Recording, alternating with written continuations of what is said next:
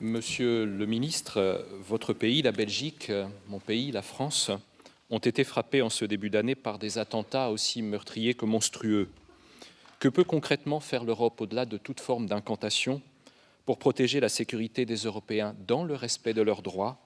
Et quel rôle précis assigne la présidence belge au Conseil de l'Europe dans cette perspective? Merci.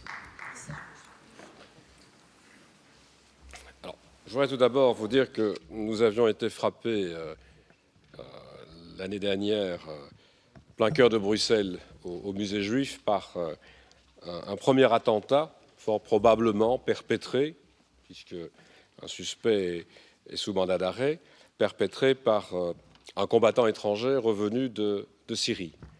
Et nous avons malheureusement constaté les attentats commis à Paris, avec également un lien, au moins avec des camps d'entraînement, je pense surtout à un camp d'entraînement au Yémen. La première des choses est évidemment de réagir en termes de sécurité immédiate et de procédures pour tenter d'identifier des personnes et de protéger dès lors nos concitoyens contre les risques d'attentats. Nous le faisons tous les jours. Je ne vais pas entrer ici, Madame la Présidente, dans les mesures à prendre souvent dans d'autres instances en termes d'échange d'informations entre services de renseignement, entre services de police, pour progresser en la matière. Nous avons évidemment tous été particulièrement marqués par les événements et de Bruxelles et de Paris, mais je dirais que nous avons d'abord tenu à condamner ces événements, et en ma qualité de président du comité des ministres, j'ai eu à le faire pour les attentats de Paris, en exprimant une solidarité totale avec le gouvernement et la population française. Nous avons souhaité aussi participer à l'ensemble des démarches qui s'en sont suivies. Le comité des ministres a fait une déclaration le 14 janvier au nom des gouvernements des 47 États membres, appelant, comme vous le disiez, à répondre de manière unie au terrorisme sur la base des valeurs que nous partageons, mais aussi de manière concrète.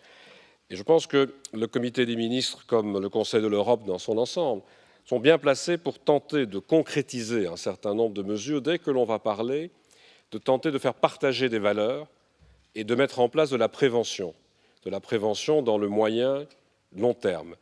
Je m'explique, je disais tout à l'heure, nous travaillons pour l'instant à des rencontres entre ministres de l'Éducation. Je pense que c'est important que l'on échange les meilleures pratiques, que l'on essaie de mettre en place des programmes précis pour expliquer ce qu'est la citoyenneté, ce qu'est le vivre ensemble, ce qu'est le construire ensemble, finalement, une société sur base des mêmes valeurs. Nous allons aussi tenter, le secrétaire général m'en a parlé encore récemment, d'avancer dans la mise en place d'un plan d'action qui pourrait se traduire par une déclaration politique au mois de mai, à la fin de la présidence.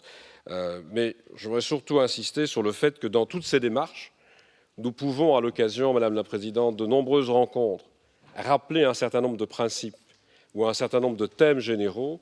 Ce qu'il va maintenant falloir faire, c'est envisager des mesures très précises. Dans l'éducation, il y aura un certain nombre de mesures à prendre, comme par exemple, nous le faisons déjà dans plusieurs pays, pour éviter la radicalisation en prison. Je prends simplement cet exemple-là. Dans les prisons, comment séparer les éléments les plus radicaux du reste de la population carcérale. On sait que l'on entre en prison avec un certain degré de criminalité et que malheureusement, on en sort souvent avec un degré plus élevé. C'est souvent aussi le cas en termes de radicalisation. Alors voilà une mesure concrète, de séparer simplement les personnes ou de suivre leur situation en prison. En matière d'éducation, je pense que c'est une des démarches que nous devons suivre. Et les trois piliers au niveau du Conseil de l'Europe, c'est vraiment renforcer l'action juridique contre le terrorisme, comment renforcer notre arsenal, en sauvegardant les valeurs fondamentales et en essayant, je viens d'y faire allusion à travers l'éducation, de lutter contre les racines du terrorisme. Et je serais très heureux d'entendre aussi, venant de votre Assemblée, des propositions concrètes sur ces thèmes lorsque les ministres de l'Éducation auront l'occasion de se réunir et lorsque nous travaillerons sur la déclaration politique que l'on souhaite exprimer à la fin de la présidence belge.